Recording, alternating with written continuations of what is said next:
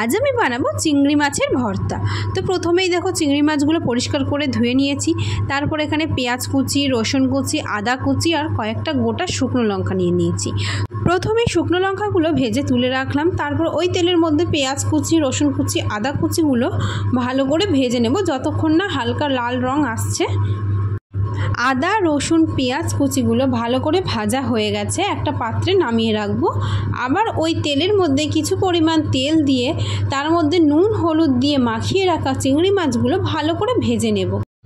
চিংড়ি মাছগুলো একটু বড় সাইজের আছে, তো সেই জন্য আমি খুন্তি দিয়ে কেটে ছোট করে নিয়েছি।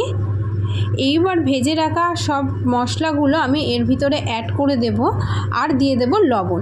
এবারে সমস্ত উপকরণগুলো মিক্সিতে দিয়ে পেস্ট করে নিলাম।